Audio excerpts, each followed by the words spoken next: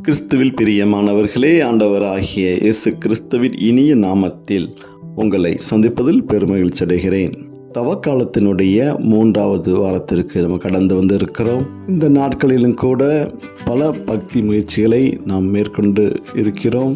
இப்படியாக இந்த ஒவ்வொரு வாரங்களையும் ஒவ்வொரு நாட்களையும் ஆண்டவருடைய பாடுகளை நினைத்து நாம் பல சிந்தனைக்குள் சிந்தித்து கொண்டு இருக்கிறோம். இப்படியாக இந்த நாட்களிலும் கூட மனமாற்றத்தின் காலத்திற்காக நாம் ஜெபிக்க இருக்கின்றோம், தியானிக்க இருக்கின்றோம். மனமாற்றம் என்று பார்க்கப்படும் போது இது எப்படியாக நிகழ்கிறது என்று சிந்தித்தோமானால், மனமாற்றம் என்பது நாம் ஆண்டவரோடு சிந்தித்து தியானித்து கொண்டு இருக்கப்படும் போது பாவம் நிறைந்த வாழ்க்கைகளை நினைத்து அதை எவ்வாறாக அதிலிருந்து நாம் மீண்டு வருவது என்று தியானித்து சிந்தித்து நம்மளுடைய பாவங்களை அறிக்கையிட்டு நாம் செய்த காரியங்கள் எதெல்லாம் பாவமாக இருக்கிறது, எதெல்லாம் ஆண்டவருக்கு சித்தமில்லாமல் இருக்கிறது என்பதை நாம் சிந்தித்து தியானித்து அதை உணர்ந்து நாம் எவ்வாறெல்லாம் பாவ வழியில் வாழ்ந்து கொண்டு இருந்திருக்கிறோம் என்பதை நீங்கள் மனதில் கொண்டு அப்படியான விஷயங்களை நீங்கள் உறுதிப்படுத்தும் போது எதெல்லாம் உங்களுக்கு ஒரு குற்ற உணர்வுகளை கொடுக்கின்றதோ, எதெல்லாம் உங்களுக்கு பாவம் என்று தெரிகிறதோ, அது எப்போது உங்களுக்கு உணரப்படுகின்றீர்களோ அந்த நிமிடம் நீங்கள் மனமாற்றத்திற்கு செல்லக்கூடியதாக இருக்கிறது. எவன் ஒருவன் தன் பாவங்களை நினைத்து மனம் வருந்தி ஆண்டவரிடம் மன்னிப்பு கேட்டு அந்த வாழ்க்கையில் இருந்து வேறு ஒரு வாழ்க்கைக்கு தன்னுடைய எண்ணங்கள் செயல்கள் எல்லாம் மாற்றி அவன் புதிய வாழ்க்கைக்கு கடந்து செல்கின்றானோ அது ஒரு மனமாற்றத்தின் வாழ்க்கையாக இருக்கும். அப்படி பார்க்கின்ற போது இந்த நாட்களிலும் கூட நம் தவ காலங்களை ஒரு மனமாற்றத்தின் காலம் என்று நாம் பார்க்கக்கூடிய ஒரு வேலையாக இருக்கிறது. இப்படியாக பல காரியங்களை வைத்து நம்ம சிந்தித்து கொண்டு இருக்கிறோம் இந்த தவ காலங்களிலே. அப்படியாக இன்றைய தினத்திலே நாம் முக்கியமாக நம்மளுடைய மனமாற்றத்திற்காக நாம் ஜெபிக்க இருக்கின்றோம். ஆண்டவர் இன்றைய தினத்தில் ஒரு மனமாற்றத்தை உங்களுக்கு கொடுப்பார் என்ற ஒரு ஆழமான ஒரு விசுவாசத்தோடு இந்த காணொளியில் நாம் இணைந்திருக்கிறோம். அன்பார்ந்தவர்களே, இந்த கதையில் வரக்கூடிய ஒரு நிகழ்வை நீங்கள் பார்த்தீர்கள் என்றால், ஒரு திருடன் அவனுடைய பணிக்கு செல்லப்படும் போது அவன் வணங்குகின்ற தெய்வங்களை வணங்கி அவனுடைய வேலைக்கு செல்வது வழக்கம். அநேகர் நீங்கள் கேள்விப்பட்டிருப்பீர்கள். எந்த தொழிலாக இருந்தாலும் அவர்கள் செய்கின்ற தொழில் அவர்களுக்கு தெய்வம் என்றெல்லாம் அவர்கள் சொல்லக்கூடிய சூழ்நிலையில், அப்படியாக இந்த திருட்டு வாழ்க்கையில் ஈடுபட்டு கொண்டு இருக்கிற அந்த திருடன் எப்பொழுதுமே அவனுடைய தெய்வத்தை வணங்கிவிட்டு தொழிலுக்கு போவது வழக்கம். அதாவது, எனக்கு போகின்ற இடங்களில் எந்த பிரச்சனையும் வரக்கூடாது, நிறைய வீடுகள் கிடைக்கணும், நிறைய பொருட்கள் கிடைக்கணும், நான் எந்த விதத்திலும் மாட்டிக்கொள்ளாமல் அந்த இடங்களை விட்டு கடந்து வர வேண்டும் அப்படி என்றெல்லாம் சொல்லி அவன் வேண்டுதல் செய்துவிட்டு அவனுடைய திருட்டு தொழிலுக்கு போவது வழக்கம். இப்படியாக அவனுடைய வாழ்க்கை கடந்து கொண்டு இருக்கிற வேளையிலே ஒரு நாள் ஒரு கிறிஸ்தவ வீட்டிற்குள் அவன் திருடுவதற்காக சென்று விட்டான். அங்கு காணப்படுகின்ற ஜெப அறைக்கு செல்லப்படும் போது அங்கு இருக்கக்கூடிய சிலுவைகளையும் இயேசுவினுடைய உருவங்களையும் பார்க்கப்படும் போது ஏதோ ஒரு உறவை பார்ப்பது போல அந்த இடத்திலிருந்து அவன் ஒரு வெளியில் வருவதற்கு தயங்குகின்றான். அந்த ஆண்டவரோடு அவன் பேசுவதற்கு அவன் அந்த இடங்களில் நின்று அதை பார்ப்பதற்கு ஏதோ மனதில் ஒரு நெருடலான சூழ்நிலை அவனுக்கு ஏற்படுகின்றது. அதை உற்று பார்த்து கொண்டு இருக்கிற போது அதிலிருந்து வரக்கூடிய ஒரு வார்த்தையானது அவன் உள்ளத்தில் ஒரு மாற்றத்தை கொடுக்கின்றது. அவன் அந்த இடங்களிலே ஆண்டவரை பார்க்கின்ற போதும் அந்த சிலுவையை பார்க்கின்ற போதும் அவனுக்குள் ஒரு மனமாற்றம் உருவாகிறது. நிறைய இடங்களிலே ஆண்டவர் அறிந்தது உண்டு. அப்படியாக அதை நினைவில் கொண்டு அந்த இடங்களிலே அவன் ஆண்டவரோடு ஒரு சிந்தனைக்கு உள்ளாக்கப்படுகின்ற போது அதிலிருந்து வரக்கூடிய ஒரு வார்த்தைகள், மகனே நீ மனம் திரும்பு அப்படிங்கிற ஒரு வார்த்தையை அவனுடைய செவிகளை கேட்கக்கூடியவனாக இருக்கின்றான். அவனுக்குள் ஏதோ ஒரு உணர்வு ஏற்பட்டு தான் செய்வது தவறு என்பதை உணரக்கூடிய அந்த சூழ்நிலை அந்த இடத்தில் வருகின்றது. அப்படியாக அவன் அந்த இடங்களிலே இருந்து ஆண்டவரிடம் மண்டியிட்டு மன்னிப்பு கேட்கின்றவனாக அந்த சூழ்நிலை காணப்படுகிறது. இந்த தொழில் நமக்கு வேண்டாம் என்று கூறி அவன் அந்த காதில் கேட்கப்பட்ட மனம் திரும்பு என்ற வார்த்தையின் அடிப்படையிலே அவன் அந்த இடங்களிலே எடுக்கப்பட்ட பொருட்கள் எல்லாம் வைத்துவிட்டு இனிமேல் நாம் இந்த தொழில் செய்ய வேண்டாம் என்ற ஒரு முடிவுக்கு வந்து விடுகிறான். அப்போது அந்த வீட்டை விட்டு அவன் வெளியேறுகின்ற சூழ்நிலை வருகின்ற போது அவன் வெளியேற முயல்கின்றான்.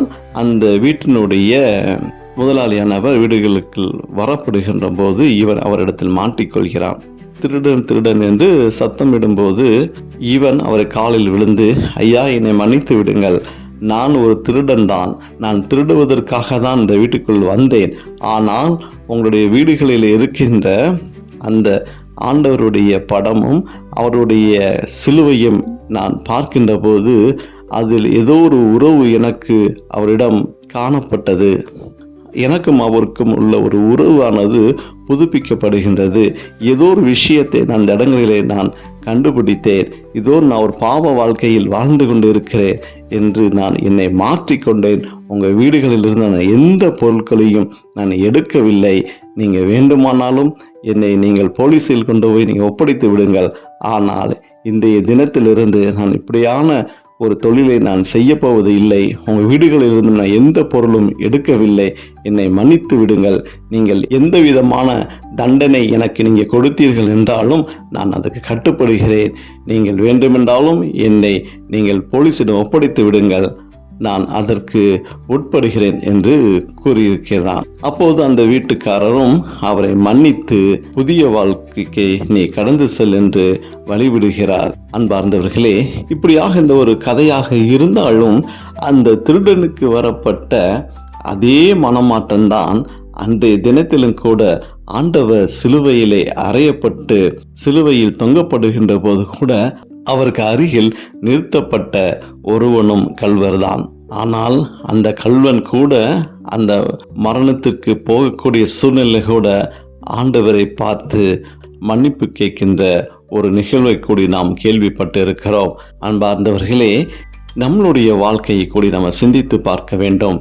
எங்கே எல்லாம் நம்ம தவறுகளை செய்திருக்கிறோமோ அதை உணரப்படும் போது ஆண்டவரிடம் மன்னிப்பு கேட்டு புதிய வாழ்க்கைக்கு நாம் கடந்து செல்ல வேண்டும்.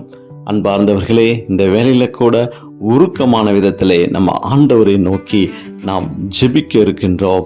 நம்மளுடைய புதிய வாழ்க்கை, நம்மளுடைய மனமாற்றத்தின் வாழ்க்கைக்கு நாம் கடந்து செல்ல இருக்கின்றோம்.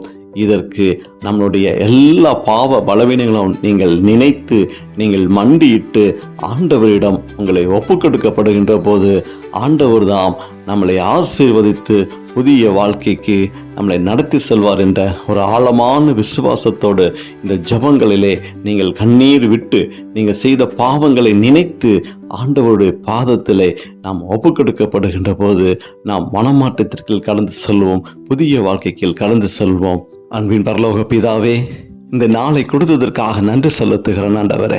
அப்போ அந்த நாளிலும் கூட என்னை யார் என்பதை நீங்கள் உணர வைத்ததற்காக நான் நன்றி செலுத்துகிறேன் ஆண்டவரே. அப்பா, இத்தனை நாட்கள் நான் வாழ்ந்து கொண்டு இருந்ததற்கு எனக்கு ஒரு அடையாளத்தை நீங்கள் இன்றைய தினத்தில் எனக்கு கொடுக்க வேண்டுமா கொண்டு ஜெபிக்கிறேன் ஆண்டவரே. அப்பா, நான் வாழ்ந்து வந்த ஆண்டவரே இந்த நாட்களிலே என்னை கடந்து வந்த அப்பா அந்த நாட்களிலே ஆண்டவரே எத்தனை முறை ஆண்டவரே நான் பாவத்தில் விழுந்திருப்பேன் ஆண்டவரே. எத்தனை முறை ஆண்டவரே அப்பா உமக்கு சிலுவையை நான் கொடுத்திருப்பேன் ஆண்டவரே. எத்தனை முறை ஆண்டவரே சிலுவைக்கு எதிராக ஆண்டவரே உம்முடைய வார்த்தைக்கு எதிராக நான் வாழ்ந்திருப்பேன் ஆண்டவரே. அப்பா, பாவம் என்று தெரிந்து கூட ஆண்டவரே பாவ வாழ்க்கையில் இருந்து நான் மீளாமல் ஆண்டவரே திரும்ப திரும்ப அந்த பாவத்திற்குள்ளேயே நான் போயிருக்கேனே ஆண்டவரே. அப்பா, எத்தனை முறை ஆண்டவரே அப்பா நான் மனஸ்தாபப்பட்டு ஆண்டவரே பாவ மன்னிப்பு கேட்டோம் ஆண்டவரே. உம்முடைய உடலையும் இரத்தத்தையும் உட்கொண்டு கூட ஆண்டவரே மறுமுறையும் ஆண்டவரே அதே பாவ வாழ்க்கையிலே தான் வாழ்ந்து கொண்டு இருக்கிறேன் ஆண்டவரே. அப்பா, இந்த தினத்தில் ஆண்டவரே அப்பா எனக்கு ஒரு மனமாற்றத்தை நீங்க கொடுக்க வேண்டுமா கொண்டு ஜெபிக்கிறேன் ஆண்டவரே. அப்பா, அந்த நேரத்தில் கூட நான் சிந்தித்து பார்க்கிறேன் ஆண்டவரே.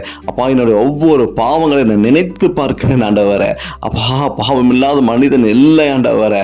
அப்பா, நான் அப்படியாப்பட்டவன் இல்லை ஆண்டவரே. அப்பா, பாவத்திற்கு மேல் பாவங்களை செய்து ஆண்டவரே, அடிமேல் அடி வைத்த ஆண்டவரே, நான் வாழ்ந்து கொண்டு இருக்கிற நினைத்து பார்க்கப்படும் போது ஆண்டவரே, என்னுடைய வாழ்க்கை பயணம் ஆண்டவரே இவ்வளவு மோசமானதாக இருந்திருக்கிறதா என்பதை, அப்பா, அருவருப்பத்தக்க வாழ்க்கையாக இருந்திருக்கிறது என்பதெல்லாம் நாம் சிந்தித்து பார்க்கிறேன் ஆண்டவரே.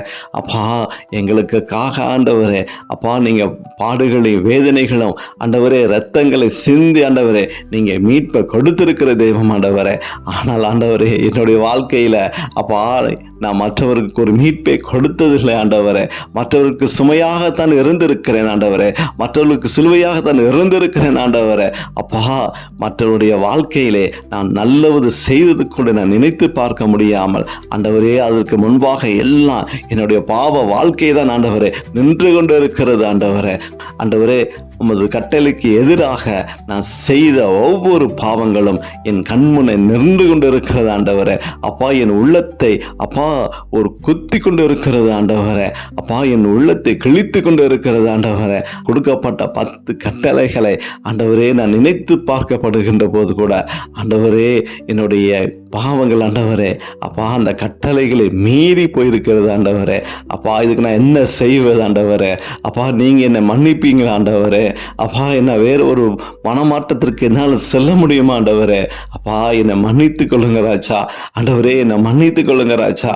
ஆண்டவரே, இந்த பாவம் நிறைந்த வாழ்க்கையில ஆண்டவரே, இந்த பாவம் நிறைந்த உலகத்துல அப்பா நான் வாழ்ந்து கொண்டு இருக்கிறத நினைத்து பார்க்கப்படும் பொழுது ஆண்டவரே, நான் எப்படி ஆண்டவரே அப்பா எப்படி உங்க பாதத்தில் மன்னிப்பு கேட்பேன் ஆண்டவரே. அவ்வளோ ஒரு பாவியாக இருக்கிறேன். எனக்கு ஒரு மனமாற்றத்தை கொடுப்பீங்களா ஆண்டவரே? அப்பா, என்னுடைய வாழ்க்கையில் ஒரு அச்சிப்பு வருமா ஆண்டவரே? அப்பா, என்னுடைய வாழ்க்கையிலும் ஆண்டவரே ஒரு புதிய நாட்களை நான் காணப்பட வேண்டும் ஆண்டவரே. அப்பா, நீங்க மனம் இறங்குங்க ராஜா. ஆண்டவரே, இந்த நாட்கள் அப்பா அந்த தவ நாட்களே இப்படியான ஒரு சிந்தனைகளை எங்களுக்கு கொடுத்ததற்காக நன்றி செலுத்துக்கிறேன். அப்பா, இந்த நாட்களை மட்டும் ஆண்டவரே நான் பாவ அறிக்கை இட்டு என் பாவத்தை நினைத்து ஆண்டவரே மனம் மாறி வருகின்ற ஒவ்வொரு நாட்களிலும் ஆண்டவரே இந்த வாழ்கின்ற என்னுடைய ஜீவியம் இருக்கக்கூடிய நாட்கள் எல்லாம் ஆண்டவரே அப்பா நான் ஒரு புதிய மனிதனாக மாறணும். அப்படியான ஒரு மனமாற்றத்தை கொடுங்க. நான் செய்த தவறுகளைப் போல என்ன ஒரு தவறுகள் செய்யக்கூடாது ஆண்டவரே. இன்னொரு பாப வாழ்க்கையில் நான் சென்று விடக்கூடாது ஆண்டவரே. அப்பா, ஒரு புதிய மனிதனாக ஆண்டவரே நீங்க சிலுவையிலே மரித்து ஆண்டவரே எங்களுக்காக தூய ஆவியின் வடிவிலே நீங்கள் வாழ்ந்து கொண்டு இருக்கிறீங்க. தூய ஆவியின் வடிவிலே அசைவாடி கொண்டு இருக்கிறீங்க. ஒவ்வொரு நாளும் ஆண்டவரை பரிசுத்த ஆவியின் வழியாக குணப்படுத்தி திடப்படுத்தி கொண்டு இருக்கிறீங்க. அப்படியாக ஆண்டவரே என்னுடைய வாழ்க்கையிலும் அப்பா என்னுடைய வாழ்நாள் எல்லாம் ஆண்டவரே தூய ஆவியானவர் தான் என் உள்ளத்தில் இருக்க வேண்டுமா கூட ஜெபிக்கிறேன். நான் வாழ்கின்ற நாட்கள் எல்லாம் ஆண்டவரே உமக்காக மட்டுமே நான் வாழக்கூடிய வாழ்க்கையை கொடுங்க ஆண்டவரே. அப்படியான ஒரு மனமாற்றத்தை கொடுங்க ராஜா. ஆண்டவரே, அப்படியாக ஒரு மனமாற்றத்தை கொடுங்க அப்பா. அப்படியான ஒரு மனமாற்றத்தை கொடுங்க ராஜா. ஆண்டவரே, நான் எத்தனை நாட்கள் இருப்பேன் எனக்கு தெரியாது, எத்தனை நாட்கள் நான் வாழ்வேன் என்று தெரியாது. நான் வாழக்கூடிய நாட்கள் ஆண்டவரே உமக்காக நான் வாழணும் ஆண்டவரே. அப்பா, உம கட்டளைகளை மீறாத நான் வாழணும். எக்காரணத்தை கொண்டும் ஆண்டவரே உலகத்தின் நிமித்தமாக நான் போய்விடாதபடிக்கு தேவன் என்னை வேறு பிரிக்க வேண்டுமா கூட ஜெபிக்கிறேன். அப்படியால் ஒரு ஆசீர்வாதங்களை கொடுங்க. நான் செய்கிற எல்லா காரியங்களும் ஒரு மனமாற்றத்தை கொடுங்க ஆண்டவரே. இன்றைய தினத்தில் இருந்த ஆண்டவரே அப்பா என்னுடைய புதிய பிறப்பை நான் காணக்கூடிய ஒரு பாக்கியத்தை கொடுக்க வேண்டுமா கூட ஜெபிக்கிறோம் ஆண்டவரே. அப்பா, இந்த தவக்காலம் ஆண்டவரே என் மனமாற்றத்தின் காலத்தை நான் உணர செய்ததற்காக நன்றி செலுத்துகிறோம். உணர்ச்சியதுக்காக நன்றி செலுத்துகிற ஆண்டவரே. அப்பா, நான் மட்டுமில்லை ஆண்டவரே அப்பா ஜீவிய உள்ள நாட்கள் எல்லாம் ஆண்டவரே எங்கெல்லாம் மனமாற்றம் இல்லாமல் இருக்கின்றதோ அங்கெல்லாம் மனமாற்றத்திற்காக ஊழியம் செய்யக்கூடிய ஒரு பாக்கியத்தை எனக்கு கொடுக்க வேண்டுமா கூட ஜெபிக்கிறோம் ஆண்டவரே. ஆண்டவர் தாம் இயேசு கிறிஸ்து என்னுடைய வாழ்க்கையிலே புதிய பொழிவை கொடுக்க வேண்டுமாயும், புதிய நாளை காண செய்ய வேண்டுமாயும், புதிய இரத்தத்தை என் உடம்பில் நீங்கள் ஓடச் செய்ய வேண்டுமாயும் ஆண்டவரே உம்முடைய உடலும் இரத்தம் ஆண்டவரே என்னுள் தங்கி ஆண்டவரே நீங்க வாழக்கூடிய ஒரு ஆலயமாக என்னுடைய மனதை தேவன் என்னை திடப்படுத்தி ஆண்டவரே மனமாற்றத்திற்கு உட்படுத்தி எனக்கு ஆசீர்வதிக்க வேண்டுமா கூட ஜெபிக்கிறோம் ஆண்டவரே. ஆண்டவரே, இந்த நாளில் கூட இந்த இணைப்பில் இணைந்து இருக்கிற ஒவ்வொரு பிள்ளைகளுக்கும் தேவன் ஆசீர்வாதங்களை கட்டளையிடுங்க ஆண்டவரே. இதை கேட்டுக்கொண்டு இருக்கிற, இதை பார்த்து கொண்டு இருக்கிற எல்லாத்துடைய உள்ளத்திலும் ஆண்டவரே மனமாற்றத்தை கொடுக்க வேண்டுமா கூட ஜெபிக்கிறோம் ஆண்டவரே. பாவமுடைய இரண்டாம் வருகை நாங்கள் எதிர்நோக்கி இருக்கக்கூடிய பிள்ளைகளாக ஆண்டவரே, பாவம் அற்ற பிள்ளைகளாக பரிசுத்தவான்களாக வாழக்கூடிய பாக்கியங்களை எங்களை கொடுக்க வேண்டுமாய் இயேசுவின் நாமத்தில் ஜெபிக்கிறோம் நல்ல பிதாவே. ஆமென்.